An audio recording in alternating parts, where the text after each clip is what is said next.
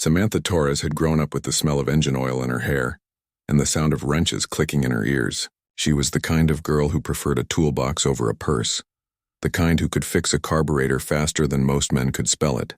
Her father had been a truck driver before his passing, and he used to let her sit in the passenger seat on long desert hauls, telling her stories about old engines and stubborn machines that refused to die.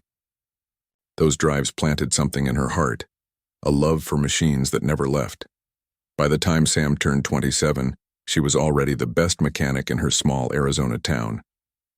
Locals called her the mechanic girl, partly in jest, partly in admiration. She worked for an elderly man named Mr. Daly, who owned a small garage just outside town. Daly treated her like the daughter he never had. He showed her how to rebuild old engines and fix rusted frames that everyone else had given up on. Under his guidance, Sam learned not just how to repair cars, but how to bring them back to life. Mr. Daly had one rule that he repeated often: never walk away from a machine until you know its story. It sounded strange to others, but to Sam, it made perfect sense. She believed every car had a history, a soul buried beneath the dirt and dust. When Mr. Daly passed away one winter night, leaving behind nothing but his tools and a shop full of memories, Sam promised herself she'd carry on his legacy. Months later, she found herself standing in front of a faded for sale sign beside an old garage on the outskirts of town. The building was nearly falling apart, its walls cracked, and the metal door rusted orange. Most people wouldn't have paid $1 for it. But when Sam looked at it, she saw potential. The sign read, Dalton Motors was closed since 1989. She used nearly all her savings to buy it. The locals thought she had lost her mind. That place is cursed, one man at the diner said. Old Dalton disappeared and his business went with him. But Sam didn't care. She saw something no one else did, a dream waiting to wake up again. The first day she opened the garage doors, dust poured out like smoke from an old chimney. Inside, the floor was littered with broken tools, empty cans, and cracked tires. The walls were covered in faded posters of race cars from decades ago. A half-collapsed workbench leaned against the far corner, and rats scurried away as sunlight filtered through holes in the roof. Sam rolled up her sleeves and got to work. She fixed one light at a time, swept the floors, and repaired what she could with the limited money she had left. Every evening she would bring Rusty, her old golden retriever, and together they'd stay late, the only sound being the hum of her radio and the soft bark of her dog. When she was too tired to drive home, she'd sleep on an old couch in the back room, wrapped in a blanket that smelled faintly of motor oil. Weeks passed, and slowly, the garage began to take shape again. The paint peeled, but the tools gleamed under fresh light. She managed to attract a few customers, mostly neighbors who believed in her. Every car she fixed brought her closer to stability, but deep down she felt something strange about the place. One night, while sorting through old boxes of spare parts, Sam noticed a stack of dusty barrels pushed against the far back wall. Behind them, something metallic glimmered faintly under the light. Curious, she pulled the barrels away, revealing a large steel door set into the wall. It was old and covered with thick rust. The handle barely moved. She stared at it for a long time, confused. She had gone through every corner of this garage. How had she never noticed this? The outline of the door blended into the concrete so perfectly it was almost invisible. She tried pulling it, but it didn't budge. Rusty barked softly, sensing her excitement. The next morning, Sam returned with a crowbar, some oil, and a lot of determination. It took her nearly 2 hours to loosen the hinges. When the door finally creaked open, a heavy gust of air escaped, carrying a smell of oil and dust that hadn't been disturbed for decades. She coughed and switched on her flashlight. What she saw took her breath away. A narrow stairway led down into darkness. The air felt cool and still. Her heart thudded as she took a careful step down, her flashlight beam cutting through layers of cobwebs. At the bottom, the floor opened into a wide underground chamber. She blinked in disbelief. It looked like another workshop hidden beneath the main one. There were rows of cars covered with thick tarps. Tools hung neatly on the walls. Old crates were stacked to one side, labeled with names and numbers she didn't recognize. Sam walked closer and lifted a corner of one tarp. Her flashlight reflected off deep red paint. When she pulled the cover away completely, she gasped. It was a Ferrari 250 Testarossa. She had only ever seen pictures of one, a car from the 1950s, worth millions if kept in good condition. Her hands trembled as she touched the smooth surface. The paint was still perfect, untouched by time. She ran from one car to another, pulling covers away, her excitement rising with each discovery. A Shelby Cobra, a Jaguar Type, Bugatti Type 57. Muscle cars from the 1960s lined the walls, each one more beautiful than the last. Every single vehicle was spotless, preserved like it had been sealed away on purpose. Her mind spun with questions. How could all these cars be here? Who hid them? Why in this forgotten place? She took out her phone and snapped a few photos, her heart still racing. Then she saw something on one of the tool chests. The name H.R. Dalton engraved in brass. That name sounded familiar. She remembered hearing it years ago. Harold Dalton, the billionaire car collector who mysteriously vanished in the 1980s. He had been under investigation for tax evasion and fraud, and then he disappeared. The government seized most of his assets, but rumor said a huge portion of his private collection was never found. Sam stood frozen in the middle of the underground garage. She realized what she might have stumbled upon: Dalton's hidden collection. She locked the metal door and leaned against the wall, trying to calm down. Her thoughts ran wild. Should she call someone? The police? A lawyer? Or should she stay quiet? What if these cars still belonged to someone? What if they were stolen? Rusty padded over and sat by her side, his tail wagging softly. Sam looked at the cars again. They didn't look stolen. They looked protected, preserved with care. Whoever hid them wanted them safe, not lost. That night she barely slept. She lay awake on the couch upstairs, staring at the ceiling as thoughts raced through her mind. What if this discovery could change everything? What if she could finally pay off her debts, expand her shop, maybe even make her father's dream come true? The next morning, she returned to the underground chamber with gloves, a notebook, and a fresh flashlight. She examined each vehicle carefully. None of the engines were seized. The oil looked fresh, the interiors were clean. It was as though someone had maintained them for years, then simply stopped one day. She found ledgers and handwritten notes on a dusty desk in the corner. Dalton's handwriting listed every car, its history, and the date of its last inspection. The final entry was dated June 1989. The same year he vanished. Sam sat in the silence, the weight of history pressing on her shoulders. She realized this was not just a treasure. It was a forgotten story of a man who vanished from the world but left behind his life's passion underground. For the next few days, she told no one. She cleaned the chamber, installed better lighting, and kept a small lock on the outer door. At night, she would walk among the cars, her footsteps echoing softly on the concrete floor. She could almost feel Dalton's presence there, the man who built this hidden vault to protect what he loved most. But secrets never stay quiet for long. One evening, her old friend Mason dropped by to deliver spare parts. He noticed her nervous energy and asked what she'd been up to. She hesitated, unsure if she should trust anyone. But Mason had always been honest, so she finally told him. When she showed him the underground room, he stood in stunned silence, his mouth open. "Sam, do you have any idea what you've found?" He whispered. "I think I do," she replied softly, "but I don't know what to do about it." Mason walked around slowly, running his hands over the polished hoods. "If these are real," he said, "you're sitting on $100 million collection." The words hung in the air like thunder. Sam felt dizzy. She wasn't rich. She was just a girl who loved engines. The thought of that kind of money scared her. But she also knew one thing. She had found something worth protecting. As she locked the door again that night, she looked up at the stars through the broken roof of her old garage. She thought of Mr. Daly's words. Never walk away from a machine until you know its story. Maybe this was the story she was meant to uncover. She didn't know yet how big it would become or how it would change her life. All she knew was that she had found something buried in time, and destiny had chosen her to bring it back into the light. The world above had forgotten Dalton Motors, but beneath her feet lay a secret too powerful to stay hidden forever. And as Sam switched off her flashlight and climbed the steps to the surface, she whispered to herself, "Tomorrow, I'll figure out the rest." The night wind blew softly through the open doors, carrying the faint scent of oil and history. Rusty barked once as if agreeing. In that quiet garage, with dust swirling in the moonlight and dreams waiting under tarps, Samantha Torres's life had just taken a turn she never could have imagined. The next morning, Samantha woke up before sunrise. She sat on the old couch in her garage, staring at the hidden door in the back wall.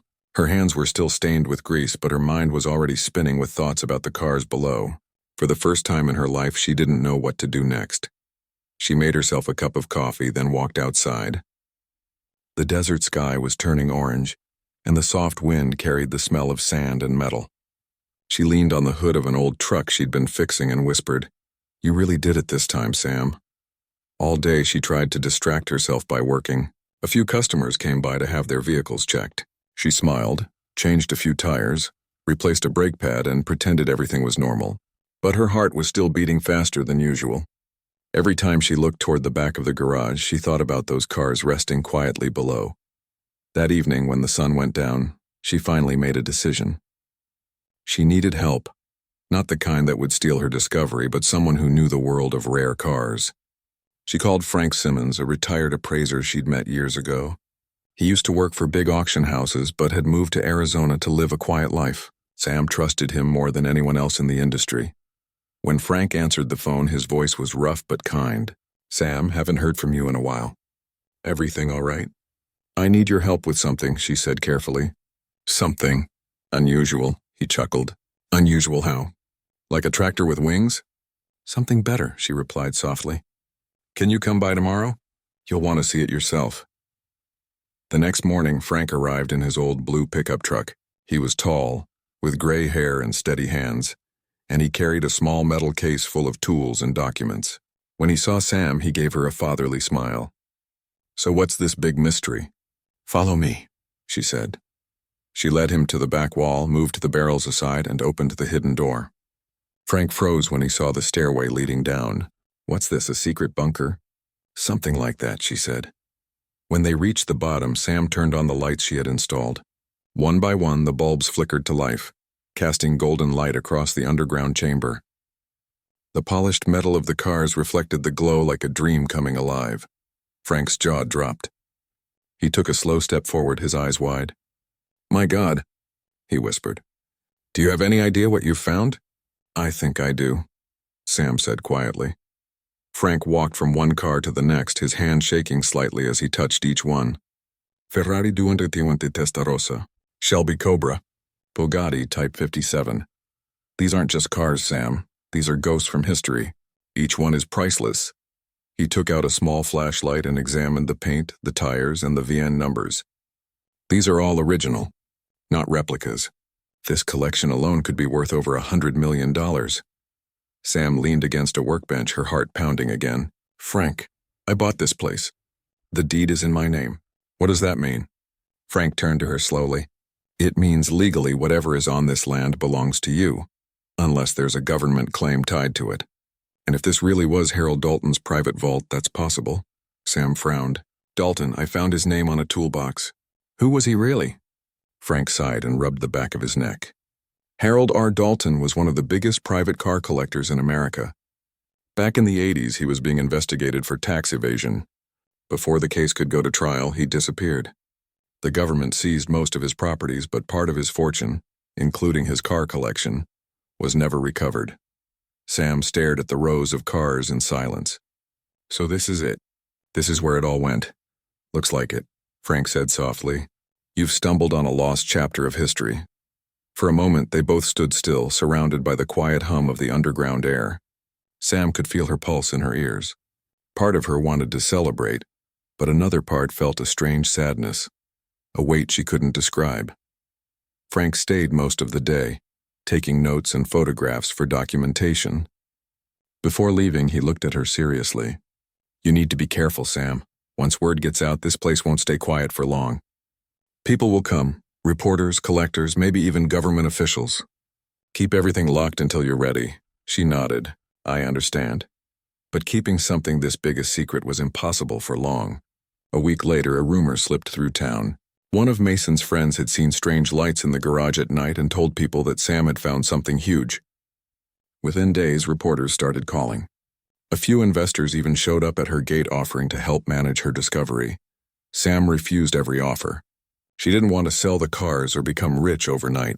That wasn't who she was.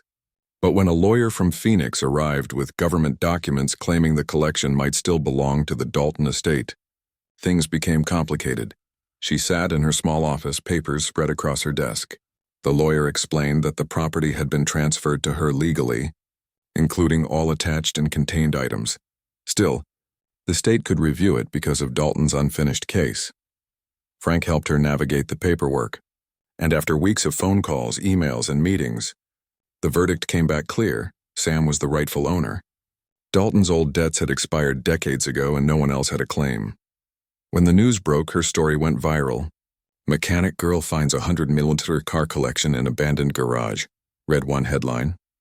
Photos of Sam standing beside the restored Ferrari appeared on magazines and websites around the world.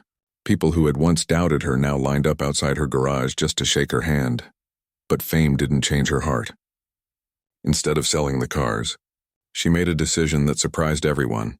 She decided to turn the underground chamber into a museum, a tribute to Harold Dalton's lost legacy and to the beauty of engineering itself. She named it Dalton Heritage Garage and promised that entry would be free for everyone who loved cars. For months, she worked tirelessly. She and Frank restored one car after another. She hired local workers, many of them young men and women who needed jobs. She repainted the outer building, added glass walls, polished the floors, and built proper lighting. The place that had once been covered in dust and darkness now shone like a jewel in the desert. When the museum opened to the public, hundreds of people came. Some were collectors who had only seen these cars in books. Others were travelers who had read her story online. Parents brought their children, and old mechanics came just to stand in silence and admire the craftsmanship of a different era.